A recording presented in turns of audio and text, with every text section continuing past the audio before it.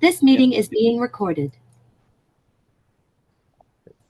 No, it's not touchscreen. God. I'm gonna have old tech. Oh my goodness. No, it's not transmitting you. Yeah, okay. I just wanted to do it my way. So new and renewing members in the small business category. Since the last meeting, we have Quantum Energy. Thank you very much. For individual members, we have Rosie Hyde, Kim McCauley, Darko Matovic, Ted Shu has renewed. Chad Joshi, thank you. Thank you, Rosie. And Peter Beck, thank you very much for that. Membership helps keeps the lights on, pays the insurance, pays for the audit, all that good stuff to keep us rolling. So now we can get on to the main event. I'm going to start by saying I've worked with David on and off since about 2008. Back when he was at BioCap, one of the many ventures that David has been involved with, and I was at Performance Plants. We crossed paths on projects when he was in Calgary, and I was at Queens with the Industry Partnerships Unit. And if you remember a few years back, we did a 4-part series on hydrogen, and that was because of a comment David made at a conference saying, Kingston is the ideal location for a hydrogen hub, halfway between Montreal and Toronto. And so we ran with that. So thank you for the impetus on that. So David's longstanding interests are in, getting off of greenhouse gas emitting products by mid-century. That's the mandate that we're all trying to work towards. And strong interest in hydrogen and ammonia as promising ways to make that happen. So that's basically what he's going to be talking about today. David is an emeritus professor from the University of Calgary. And as I said, I knew him when he was a faculty member at Queen's University.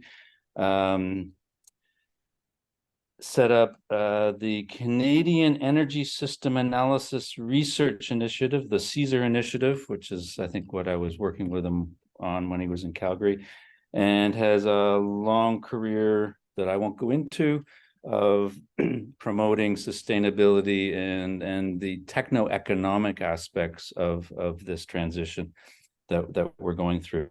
So without further ado, I will pass the podium over to David. Oops, that's all right. Thank you very much, David. It's great to be here. It's actually the first in 15 years, the first time I spent January in Kingston. I've spent every summer here. We have a cottage on Amherst Island, and so came back while I was in Calgary for the last 15 years. But I'm sort of walking here this morning, was realizing this is the January cold, wet winds that I remember. So, Calgary gets colder, but at least it's dry. But anyhow. I'm going to share my screen and we'll get started here. Let me see which, I think this is, this got moved along here, so I got to figure out which one we're at. I think it's this one here. That would be, yeah, it'd be this one. All right. I think that should work. Okay. I'd like to talk to you a bit about hydrogen today and the transition to net zero emission greenhouse gases.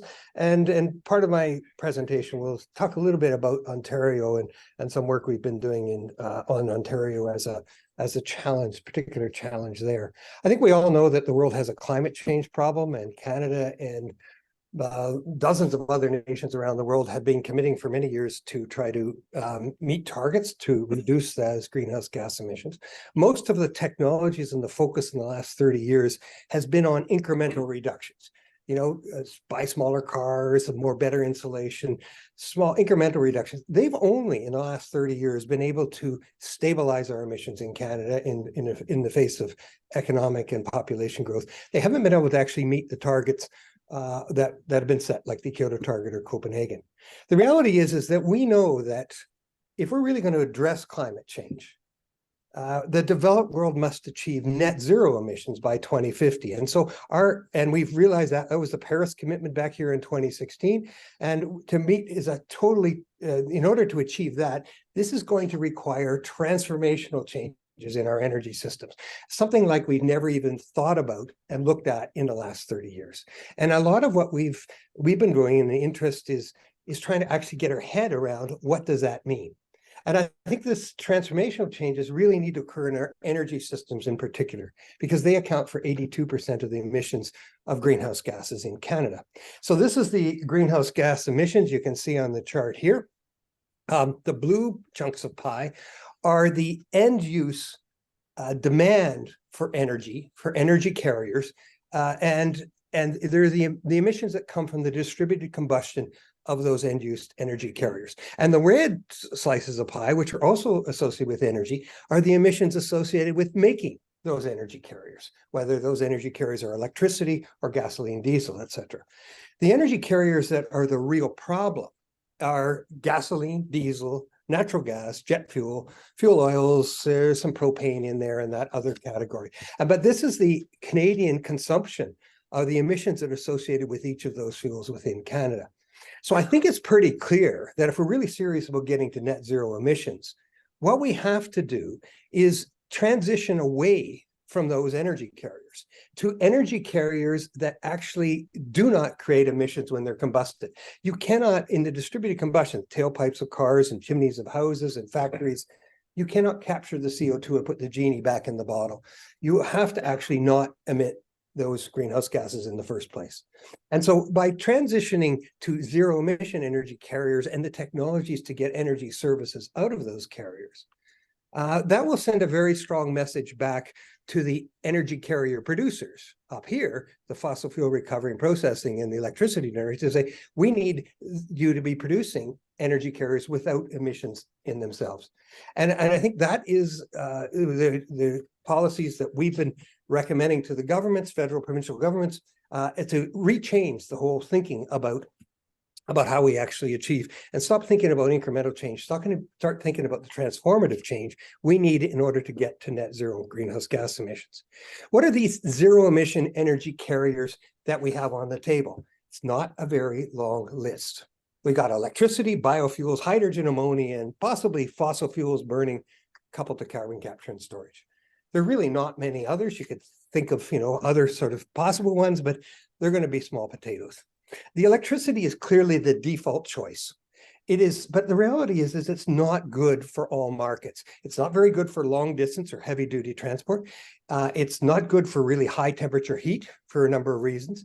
You can achieve it, but it's incredibly expensive and challenging. And it's really not very good when you have a large temporal shifts in demand, because electricity is hard to store and expensive to store. And the infrastructure to meet temporal shifts is a very high investment infrastructure that you might only use for a few weeks a year. Biofuels are really nice because they can use existing technology. We could use internal combustion engines, etc.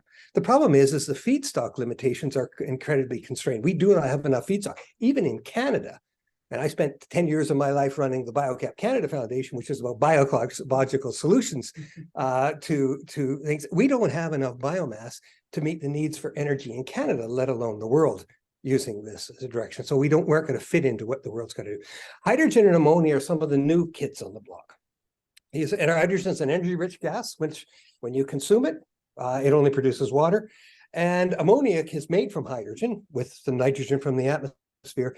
We also know it as a fertilizer. It's ammonia fertilizer, and it's an energy-rich gas, or it can be a liquid. It's a small amount of pressure, a little drop in temperature. It can be a liquid, and basically it can be used as an energy carrier. Fossil fuels for CCS, possible for some end uses. The real role we would argue for fossil fuel with CCS is actually in energy carrier production. And you'll see that in some of the things we're going to be talking about. So one of the things we've been interested in is how can Canada transition to net zero greenhouse gas emission, and what is the role, particularly in this, about ammonia and hydrogen. So about 5 years ago, I was involved in setting up an organization, a nonprofit. I knew I was going to retire from the university and I wanted to keep doing some things, stupidly, I suppose. And so I set up this with some colleagues of mine, the Transition Accelerator. It's a pan-Canadian nonprofit charity. We now have about 35 employees across Canada. It's right across Canada. We focus a lot on electrification in different provinces. We have another node on hydrogen and none on biofuels, etc. It was really trying to develop credible, compelling transition pathways to net zero. And really the focus is how can Canada win in this transition? Because the rest of the world is trying to move in the same direction. And what are the best transition pathways, not for all Canada, but for regions of Canada? It's a very regional issue. Each of us have different opportunities and challenges, not only between provinces, but actually within provinces. So to outline today, I'd like to we're focusing just on the hydrogen. I could bore you about some electricity stuff or get somebody else in here if you wanted to hear about some electricity stuff. But I'll talk a bit about a hydrogen 101. Then we'll talk a little bit about what's work that's being done to try to develop a new hydrogen value chain in Canada and around the world. And the scenarios, so we'll talk a little bit about a scenario for the transition of Ontario to a net zero energy system, looking at hydrogen, electricity, and biofuels. And then hopefully have a conclusion and discussions and get your critique on some of the things I've talked about. I think this table should give you shudders from high school, the periodic table. Hydrogen is the smallest element in the universe, and it's also the most common. It's 74% of all atoms in the universe, and I haven't counted them, I've just been told this, but of all atoms in the universe are hydrogen. And it's also, hydrogen atoms, they can form bonds with lots of other atoms. Well, if you put hydrogen with oxygen, you get water. You put hydrogen with carbon and oxygen, you get a carbohydrate. That one showing there, C6H12O6 is glucose. You put hydrogen with carbon, and you get hydrocarbons. That one there happens to be methane. And if you put hydrogen with itself, you get hydrogen. Now, it should be called dihydrogen. I admit, it should be called dihydrogen. It isn't. I didn't name it. It can't blame me. But we just call it hydrogen, and we call the atom hydrogen, and we call the H2 hydrogen. When I'm talking about from now on, it's hydrogen is H2, okay? Hydrogen energy, when you take H2, the energy per mass for weight, this is a very light molecule.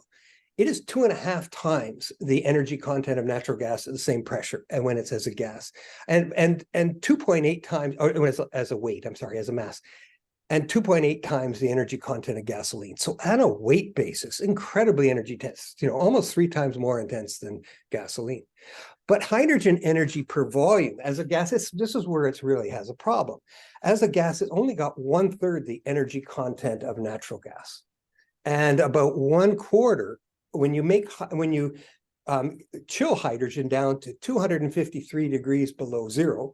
That's 20 degrees Kelvin for those of you counting. It's about 1/4 the energy density of diesel fuel.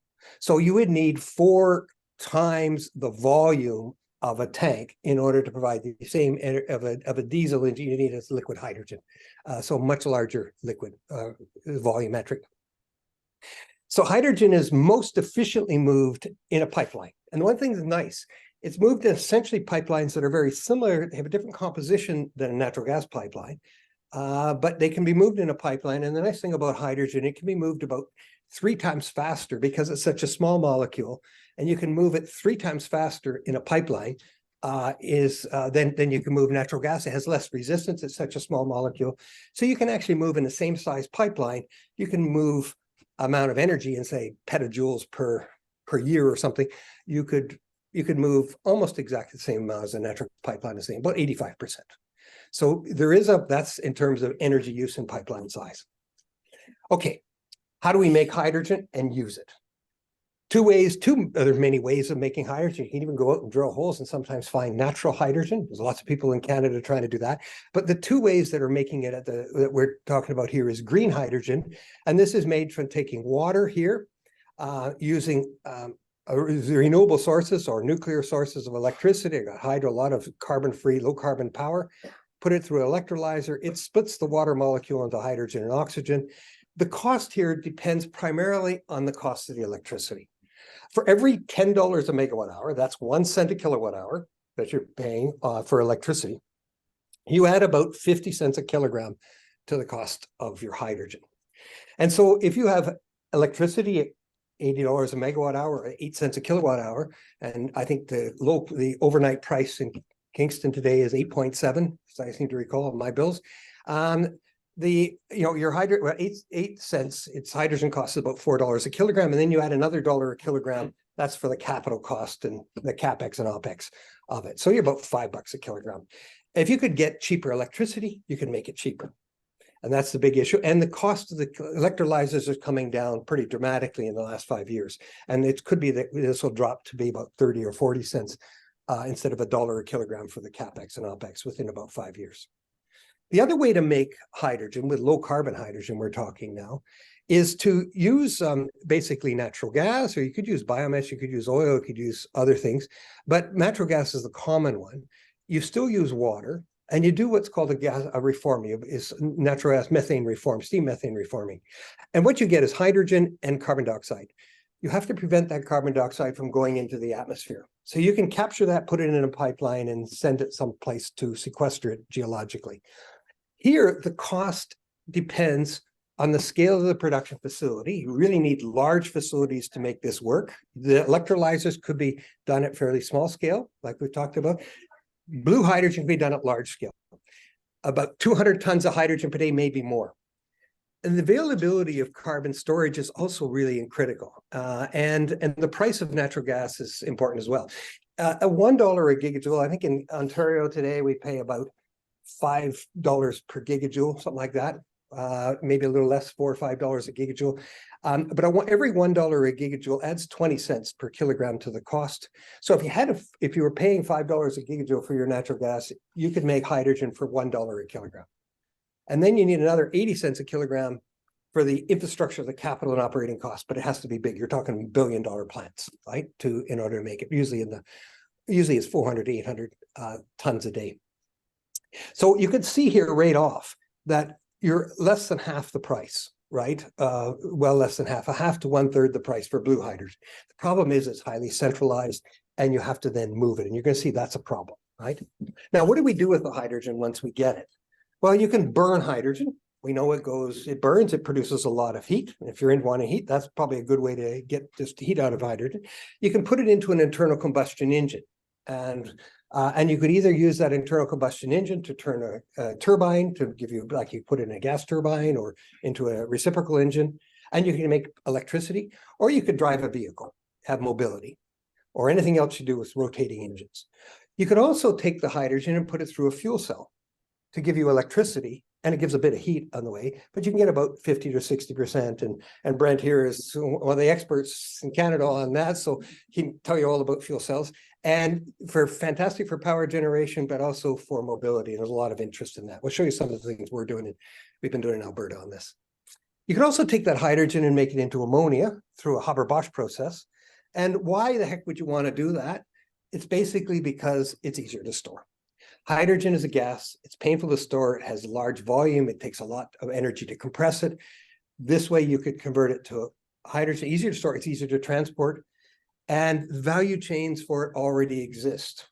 We already move. We make hydrogen and we make ammonia and we move it around.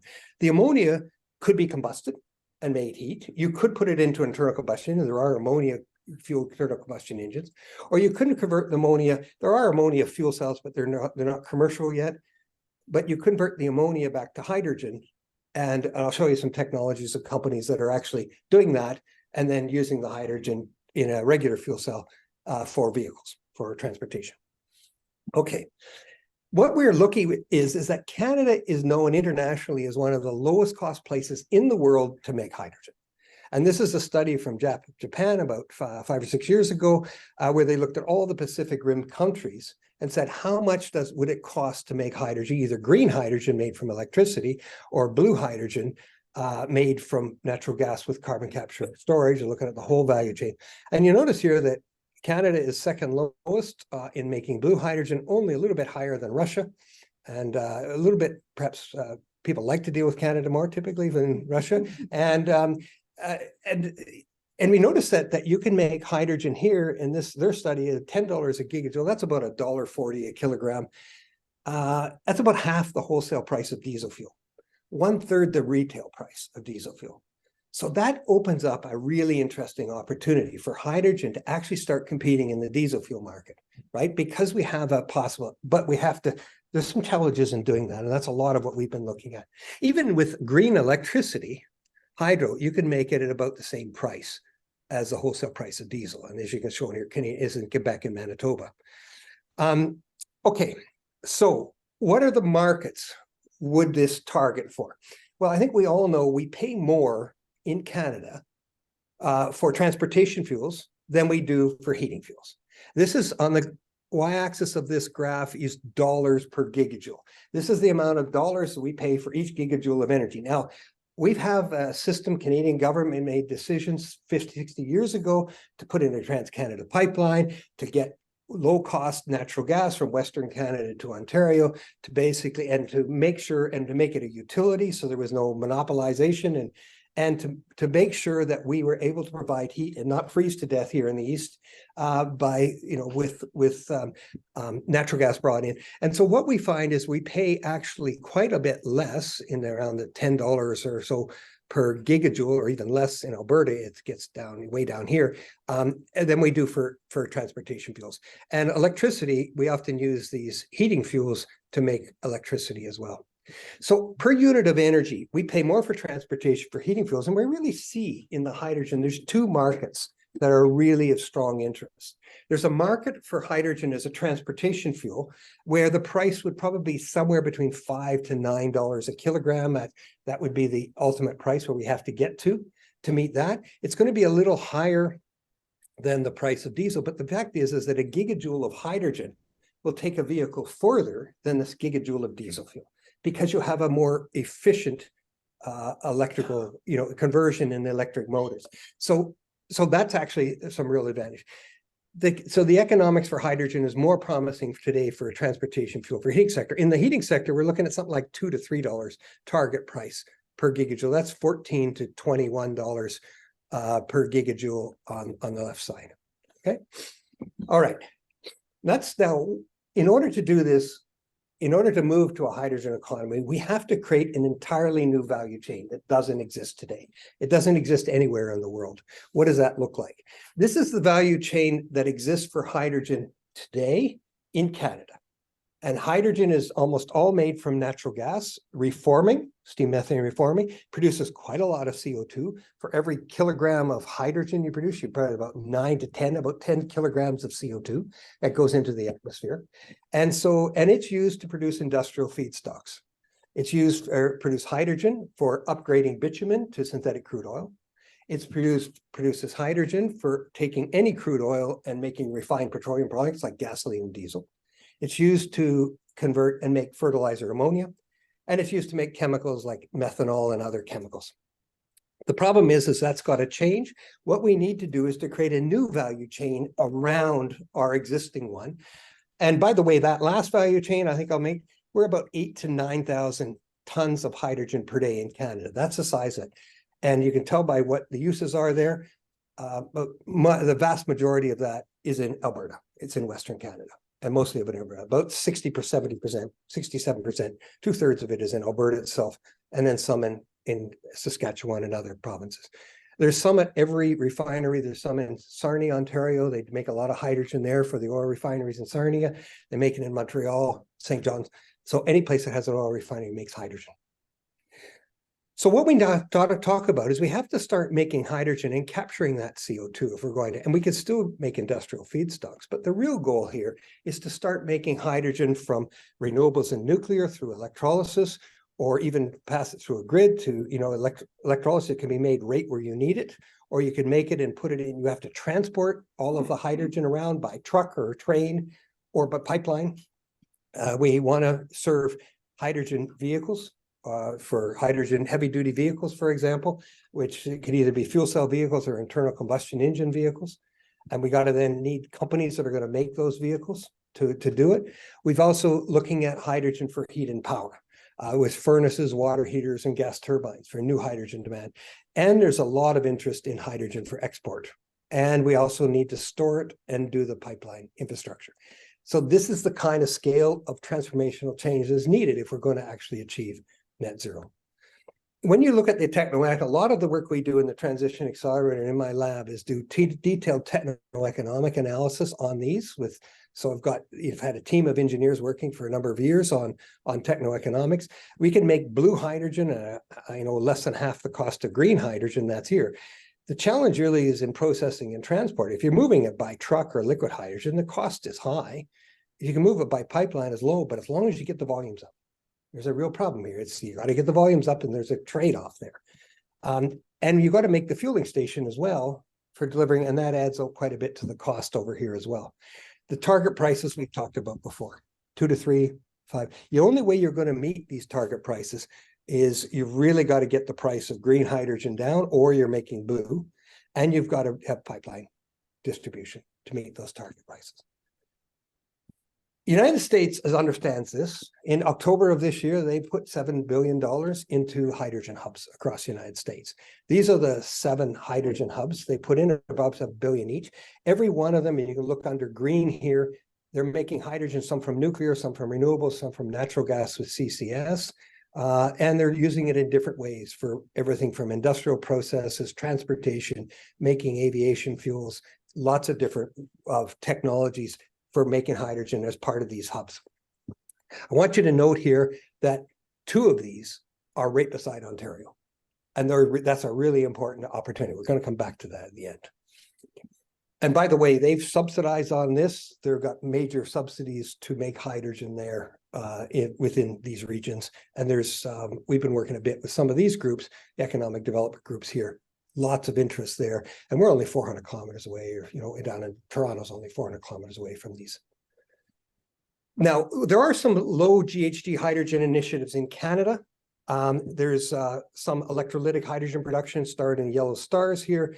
There's some big announcements that have been in about wind to hydrogen for ammonia in Eastern Canada that'll be exported to Europe. Those big announcements, multi-billion-dollar announcements. We had the head of Chancellor of Germany come over in this last summer in that announcement. In Western Canada, a lot of looking about making hydrogen in Western Canada and exporting it to Japan. But I think probably I'd have to say that the most of the hydrogen work has been done in Edmonton. And I was involved in setting up the Edmonton Regional Hydrogen Hub 3 years ago to get funded to coordinate a lot of this work. And the reason Edmonton was chosen is that it actually has already in place a lot of the infrastructure. It already makes about 2,500 to 3,000 tons of hydrogen a day.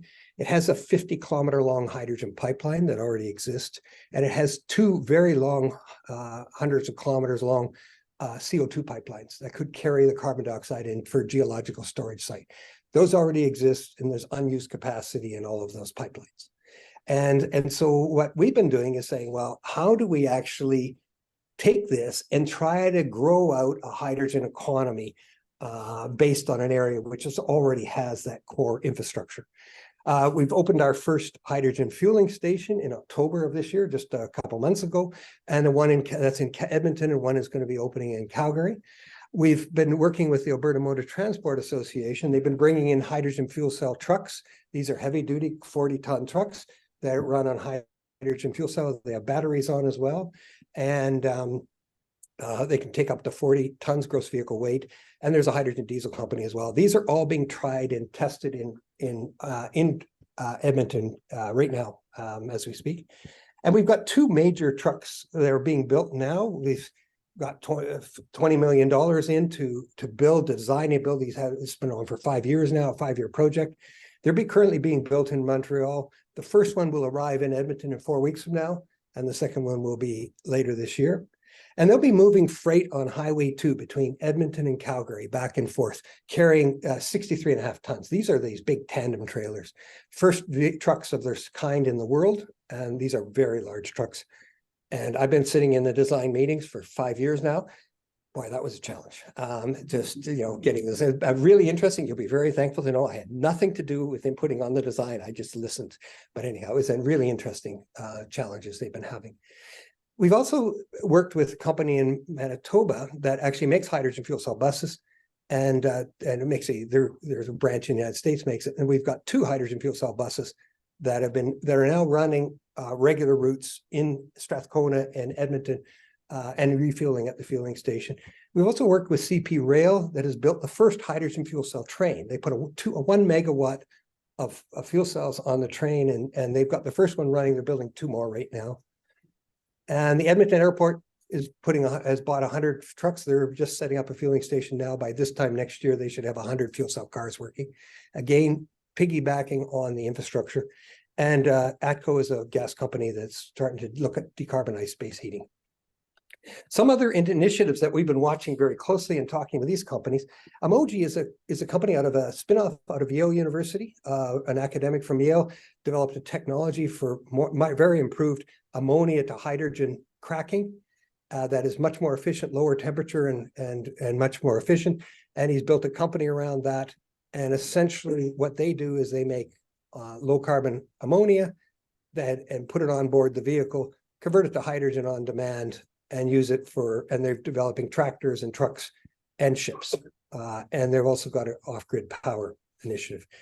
And there's also a number of companies looking at putting hydrogen into airplanes. But one thing that's nice about airplanes is that hydrogen is very light, and volume's less important on an airplane. In fact, actually, you can make bigger wings and everything else, and they've got new designs. I don't have all those pictures here, but you can actually, because of the weight issues, one could actually have liquid hydrogen airplanes that could fly all the way to Australia and back. Well, not back, way to Australia before refueling. So one has potential there. Okay, I'm going to try to finish up in about 2 minutes. This scenario for the transition to Ontario.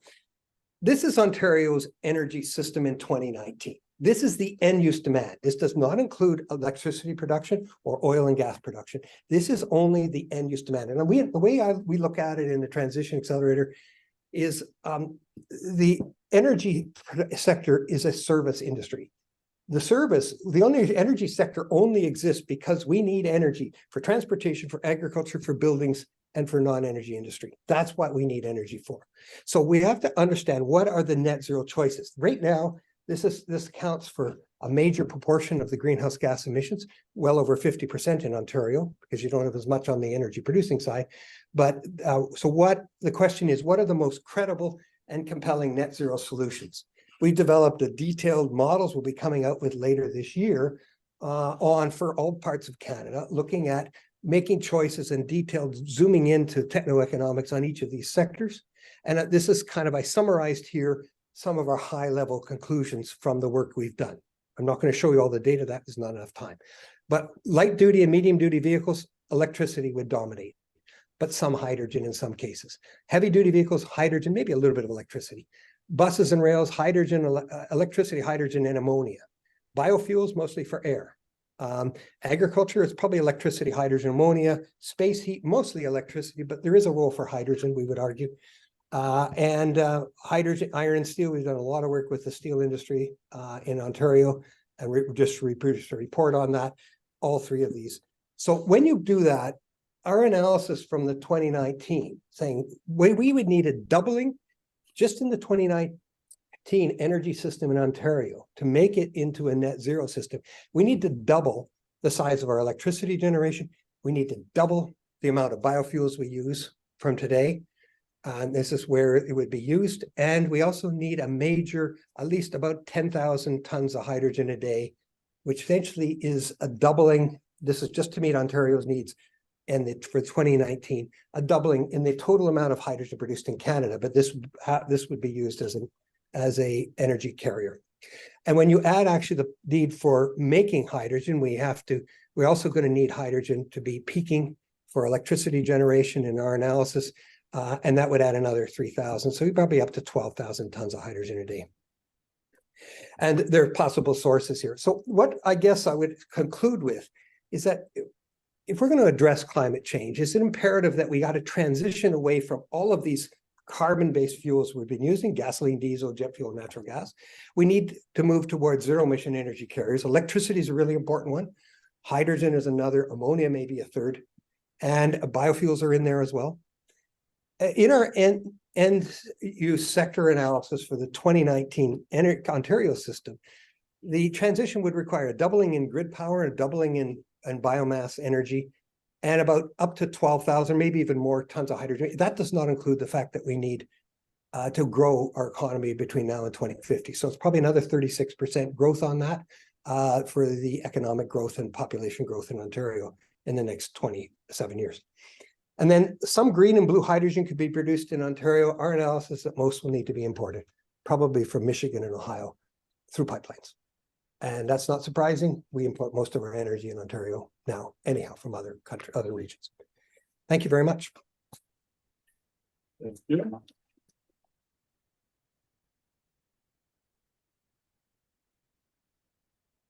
Questions? I'm overwhelmed, but someone else Please. has thought it through. How do you deal with the fact that the Ford administration really doesn't want to do anything about renewable energy or sustainability? I mean, the technology is there and Yep. the economics are there, but they're not listening. What? Repeat the- Yes, okay, the question is, how do you deal with the Ford administration in Ontario? The fact that they not sort of engage so much in renewables and in sustainability issues. I would say we have the same problem in Alberta. We've got, we did have 4 years or 4 years worth of an NDP government in there in the middle, which changed a few things, and then we're back to and then we've had this shift again to the right, quite a big shift to the right in the last 12 months with Danielle Smith coming in. A lot of what we've been doing, and this is in the Transition Accelerator, is really making this about business development. This is not, our whole approach is a techno-economic analysis, is to try to make a case that, the fact is that the world is moving in a direction. The whole world is looking for ways to not use gasoline, diesel, jet fuel, and natural gas. Canada is, as I've shown you the data, is probably one of the lowest cost places in the world to do this, to actually make hydrogen and in fact to make electricity without carbon emissions. What we need to do is to basically work with industry. So in the work we did in the Edmonton Hydrogen Hub, we worked really closely with the economic development agencies. So we worked with, and we've got the funding to launch that hub. We've got a few $million to launch that hub, was economic development in the whole Edmonton, 5 regions around Edmonton, all of the townships around it and everything, 5 regions. The city of Edmonton put in quite a lot, and the province put in money, and the federal government put in money. And by putting that together, and it became an economic development project. My sense is that's the only way we're going to do this. We've got to demonstrate, and we've got to have companies that have got some, that believe in, in the system. The Alberta, the Motor Transport Association, which is the heavy duty trucking association, became, I spent months and months talking with them, and, we helped them put in an application to get government funding. Then they got the government funding, and it was like a wake-up call for them, and said, holy S, right? This is where we want to go.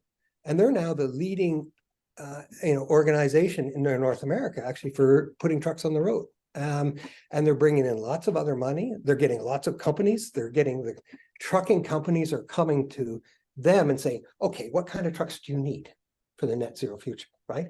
That meet Canadian conditions. Because the problem is right now, the trucks are all being built for California and for Texas. And now we're in discussions with them to try to set up truck manufacturing for heavy duty trucks that meet Canadian conditions in Alberta. And so that is because, so my sense is we got to change the narrative. And, this is recorded, so there's certain things I won't say. Okay. Thanks. Yeah, sir, you may have addressed this. I stepped there for a minute, but what if it be possible to utilize legacy natural gas infrastructure like pipeline for transporting hydrogen? Is it possible? What are the barriers? Great question. There's the legacy pipelines. There's distribution pipelines for natural gas, which are the pipelines that are in the city of Kingston here and everywhere else, Toronto, Calgary, everything, that go to each house, low pressure. Most of them are plastic. Some of them are cast iron and things, but they're low pressure pipelines. And then there's the transportation pipelines, the really big ones. The most of the distribution pipelines could take hydrogen, be swapped over to hydrogen. You would have to change out some of the valves and fittings when you get near your house, and you're, because obviously a different density of gas, etc. And but they could be switched over, and there's quite a lot of work been done in Europe of how to do this. And there's we've been working closely with ATCO and they're quantifying what it would cost to switch over, Edmonton City to hydrogen as a fuel. So we're working with the city of Edmonton on that. But also with the township, with the companies, the gas companies.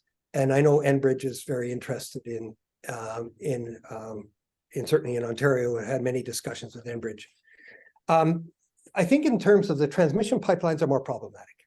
That most of the transmission pipelines are made with high carbon steel and they have high pressures. And the problem with hydrogen, it gets in and sees the carbon molecules in the steel and it pulls them out and causes embrittlement. And then you get leaks and other problems. There's a number of technologies. There's some really interesting technologies in the States where you could add some chemicals into that hydrogen that will slow up embrittlement, but it doesn't stop it. And so that may come on. I think what we're really probably doing is not going to be able to use the transmission pipelines. And so all of our techno-economics I've done there was basically new pipelines. So that, we can get down to less than $1. But we're talking pipelines coming into Ontario from, say, Ohio or Michigan that would be in the few thousand tons of hydrogen a day.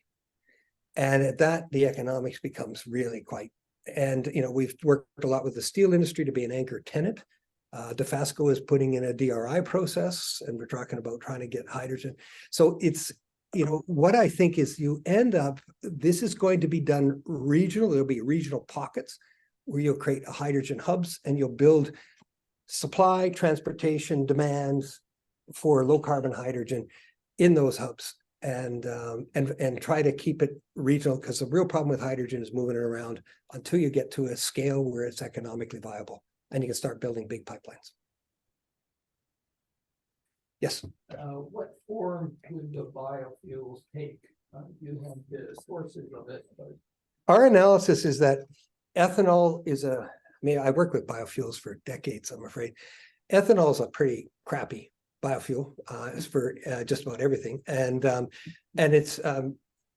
so we see it phasing out with gasoline phasing out, ethanol phase out.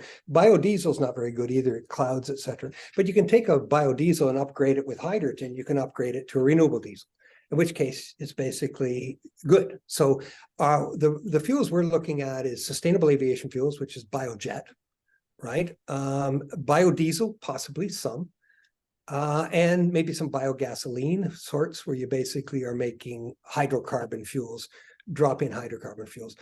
I don't see it being ethanol as being a long-term. I mean, ethanol is a route. You can make bioethanol, right? And then convert bioethanol into biojet. And indeed, we've been working with the Sustainable Aviation Fuel Group. We have a report that just came out, if you want to check our website, about 4 months ago, on sustainable aviation fuels. And we're doing, our next analysis is coming out in the next few months, where we're actually looking at, for all Canada, what's the biomass resource available in Canada, right? That we have from fats and oils, from, grains that could be made into ethanol, and from lignocellulosic feedstocks. Okay, how much do we have? And we're basically saying we could do a 6 to 7-fold increase in biomass going to biofuels, right? But it would mostly, big losses in that. There's conversion losses, and the economics is challenging, but the economics here is always challenging. And with that, but that still only meets 5% or something of our needs. I mean, the scale of the issue is really what our analysis is about, is that if we're going to get to net zero, we got to stop thinking incrementally. We got to start thinking transformatively and think about the economic development implications of that for regions, and then focus on what's the opportunity. on the East Coast, wind hydrogen is a big deal now in Nova Scotia. Yes. And Newfoundland and Labrador are attracting major investments. And the protests I see around this seem to be related probably largely to aesthetics. They want to put 165 big turbines in at Yep. Seville.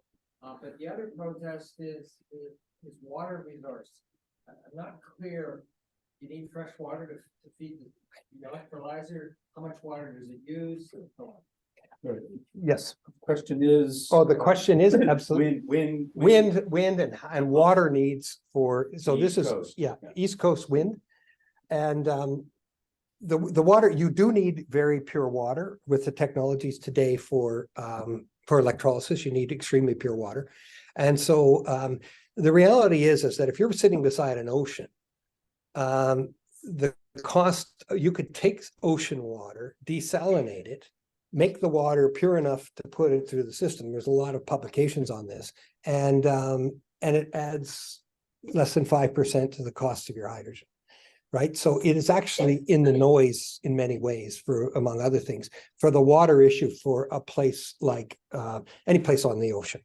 For Ontario, sitting on the Great Lakes, it's even easier. And I would argue that one of the opportunities in Ontario, in Eastern Ontario, is offshore wind at Main Duck Island, right? That has been talked about a lot. Bring that electricity, and even if it and then basically put some of it into the grid.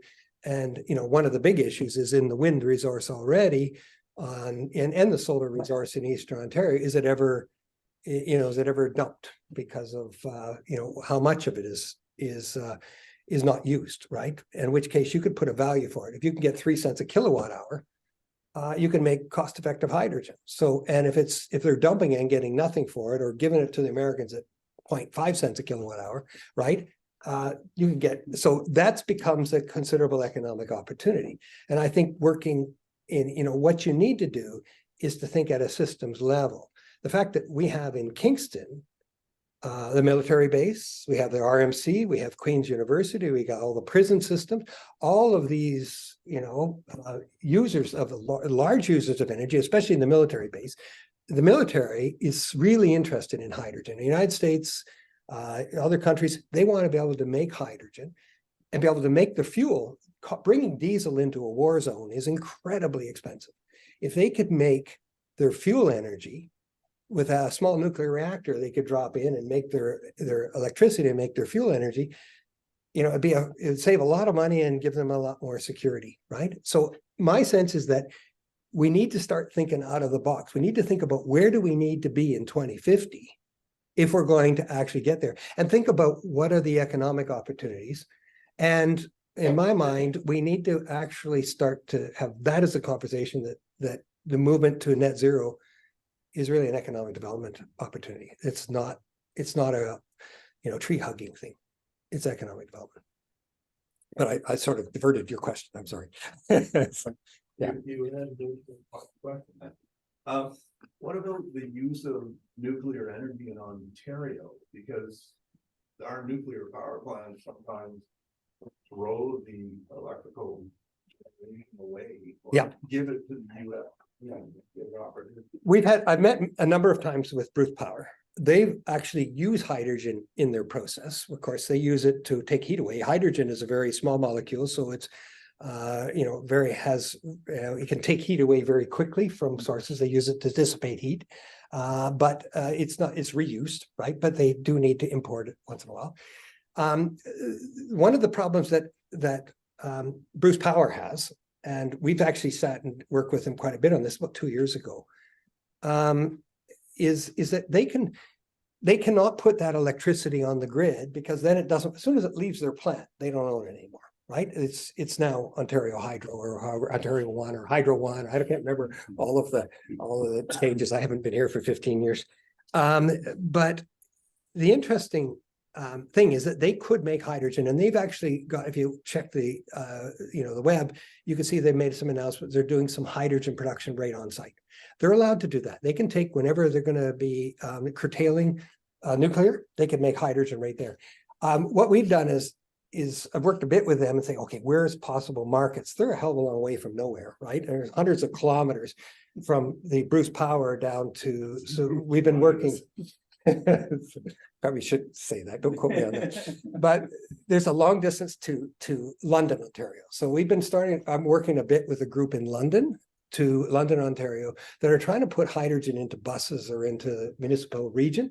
And London is right on the 401. Now the 401, the work that we're doing in Edmonton and in Calgary is the highway that joins Edmonton, a 300-kilometer distance. There's 5,000 heavy duty trucks a day run that kilometers. They would use 90 tons of hydrogen a day if they were hydrogen fuel cell vehicles. Okay. And that's really the target market for the main market. In Ontario, the 401 from Montreal to Windsor, 900 kilometers. Between Montreal and Toronto, 10,000 trucks a day. a fueling station in Kingston, could be easily one, you'd have 100 or more tons of hydrogen a day, could be demand there. No, obviously smaller than that initially. And you need some around the Toronto airport, and you need some in London. And so there's a possibility to create a corridor for hydrogen trucks, and the trains are there. And there's pipeline corridors that are along many parts of that transport core. So what you start doing is start designing what a net zero energy system looks like in a province like Ontario. What are the economic opportunities? How do you make them work? What companies are willing to invest? And that's my mind is what, and I feel that's what the academics should be doing.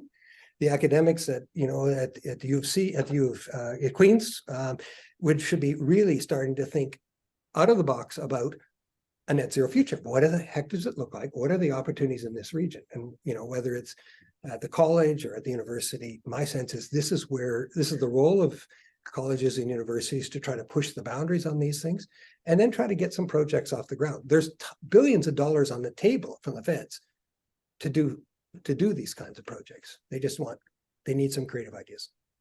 So the city needs to take this up in a big way, and we'll put that on your shoulders. Another. I just think it's fascinating that you're describing a scenario where business leads local government. Business is ahead. It's not supposed to work that way. Oh, I would say governments, in my experience of working closely with federal, provincial government, municipal governments never lead. They love to, as soon as there's a parade, they'll run out and get in front of it. But somebody else has to start the parade, right?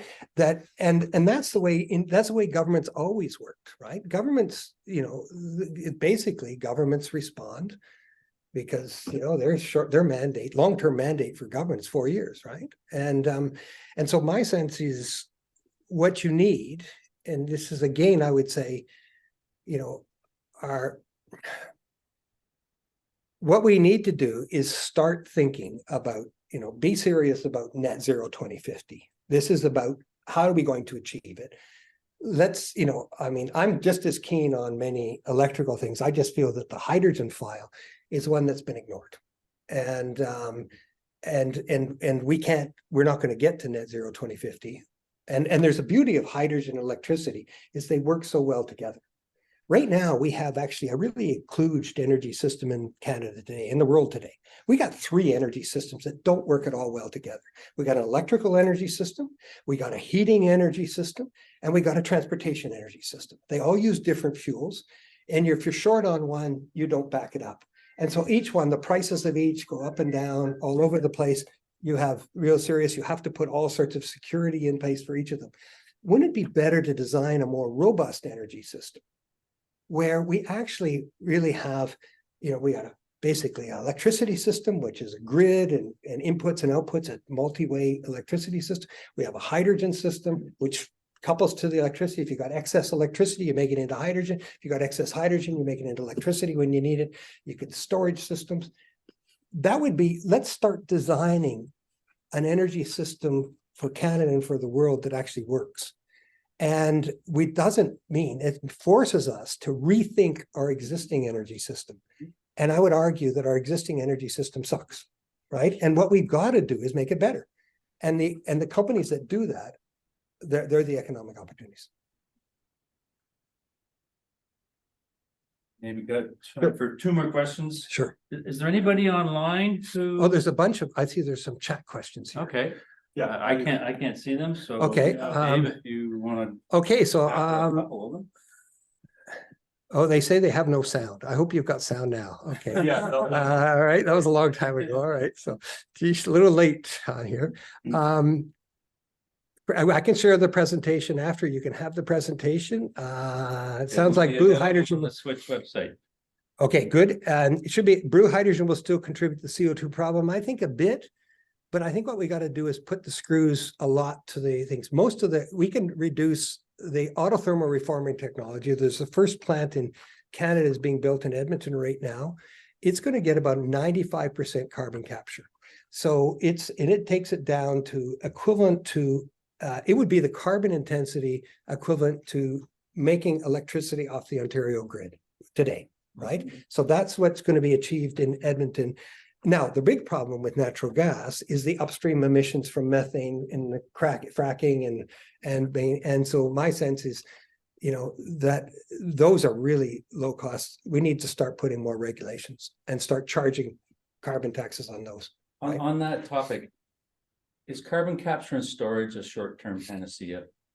To be I quite think blunt. that's in our analysis. We did an analysis of what of available, and I was giving a talk earlier this week to the energy industry in Alberta on our Canadian model that's coming out later this year. And our analysis is that there is theoretically in Canada about potential for CCS of what is it, 200 million tons for 400 years per year. That's what we have in Alberta alone, and that's not in all the reservoirs. So we're actually targeting, we might, we're not looking at a permanent solution, but it's been a short term. If you think short terms, if short term's 100 years, it's short term. But I think we're talking, my feeling is, I'm trying to design an energy system that'll get us through the next 100 years, right? And what we're trying to do is say what that looks like, and then let's set the bar for the companies to do it. We're already sequestering in Alberta now is sequestering about 2.5 million tons a year of CO2. We suggest that we're going to need to be 100 times that, right? So we're going to have to be 250 million tons or 300 million tons. And if we want to be exporting low carbon energy to the world, which we think we have an opportunity, probably in the 400 million tons range. And that's basically the scale that would make us a major energy exporter. Globally, we've had a lot of work and discussions with groups that are doing air capture technologies and others. They're saying there's more than that. There's a lot more. There is billions of tons potentially available. I'm saying we got to prove that. Now, otherwise, it's a lot more electrification, right? Yeah. So my sense is we certainly have tens of millions of tons. We know we have that of potential and for sequestration. And we already have that. It's kind of a proven reserve. Is it 10 times that? Nobody's really looked. So, yeah. Question, when you mention blue hydrogen reforming natural gas, right? Is the only environmental benefit just because we can do the CCS at the source? Because you don't get any more energy by converting natural gas into you lose hydrogen. energy. So you lose. Okay, you're absolutely right. The only thing with blue hydrogen is 1/2 to 1/3 of the price, right? You can do it at very large scale and fill a pipeline. My question was really compared to just burning natural gas. Well, then burning natural gas, you got CO2 in the atmosphere and you can't do it. Yeah, so that's the It's CCS. okay, it's the CCS. The CCS is what, in fact, we're arguing, we've been working quite a bit. We have a report coming out in a few weeks with the Saskatchewan, government of Saskatchewan and Regina. We're looking at an economic development. What is the hydrogen opportunity in Regina region? We work with the economic development group there to develop a report on Regina. And our analysis there is that the most valuable thing they have is geological sequestration. They don't actually make natural gas too much in Saskatchewan. But the value, if you figure that you can put carbon underground, right? And if that's worth it, if we're having a carbon tax of $170 a ton of CO2, the cost to actually capture it and sequester it when you're making hydrogen is between $40 and $70 a ton. And if you're basically, you're getting $170, right? There's a profit, and depending on our taxing, one has. Now, this is not an opportunity for Kingston. Zero opportunity, unless you can figure out. Canadian Shield. Canadian Shield is kind of right there, and so I think, and it's really only in Ontario. It's only an opportunity under Lake Erie a little bit. How much is really a good question. So we haven't done studies, but we've been monitoring those studies. But we don't think that's a big opportunity for Ontario but just 300-400 kilometers south, the geological formations are fantastic, right? And they're already moving, as you saw from those, they got $2 billion to move. And they're just looking for partners to work with. Like, I think, I'd say Ontario would be in a partner. I mean, I think Kingston, I think, has other opportunities with wind and solar capabilities, but again, and maybe some hydro, but and maybe small hydro would be an interesting one as well. But I think part of it is just do the techno-economics, like what really works. The interesting thing is the government came out about 3 months ago, the federal government, with credits for tax credits for making hydrogen from green hydrogen. And they are quite strong. We haven't done the full analysis on those yet because we're still trying to figure all that out. But it's you could get a few dollars a kilogram credit for making green hydrogen that comes from the government. And all of a sudden, you know, like if there was a green hydrogen facility in Kingston, you could actually get credits and make it very cost effective. You just need somebody who's going to use it. Is it the military base? Is it putting a trucking stop on 401? Is it, you know, who's going to use it? Right? Anyway, we should Okay. stop there. Sorry, I know, I'm happy if people want to contact me. You got my Yeah. email on the Yeah. thing. I'd be happy to. chat with there's you. more questions in the chat. Unfortunately, we've sort of run out of time and Okay. we need to do the sector news and a bit of closeout. So I will.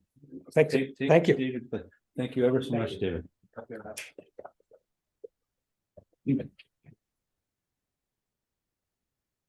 So my take from today, at least for the city of Kingston, is that they need to connect with the Transition Accelerator and do a techno-economic analysis for our region and just get that piece nailed down. So I'm looking at you, Ian, sorry. As the younger people. Exactly, yeah. So we're now gonna just do a brief switch. We're at 25 after the hour, a brief switch to sector news. We've heard about fuel cells today. We've not really heard anything about solar. Is there anything other than how it can drive green hydrogen? Anything anybody else wants to talk about on that front? We did hear about biofuels to some extent. I noticed that there was a strictly biojet fuel flight from Europe to North America with lots of gnashing of teeth about whether it was a good idea or not, and scalability and everything else. So it's happening, but yeah, the technology is still at its infancy. Electric vehicles, anything on that? I just want to make the comment that I'm seeing more and more articles about 1,000-kilometer battery technology. And I go, oh my goodness, I hope that's true, because that will be the game changer that you know completely wipes out the internal combustion engine, at least for residential, the normal drivers on the road. So anything else on that front? No, okay. Transportation we've already talked a lot about. Anything on wind that people want to mention?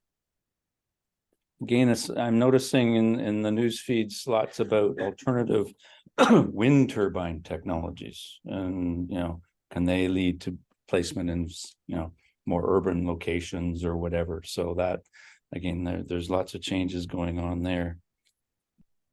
Geothermal. Sorry, and I'm raise your hand or unmute yourself if you've got something on any of these topics for our guests online. Apologies, it's hard to divide my brain on both. Anything on water power? No, okay. Green buildings.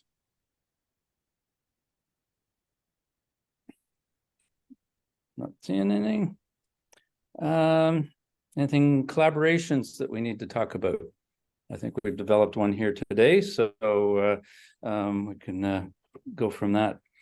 So David has indicated that he's happy to stick around. So those here in the room got probably easier dibs, but if there's maybe we can also deal with some of the questions in the chat between now and say 10 o'clock for those that maybe want to stay online.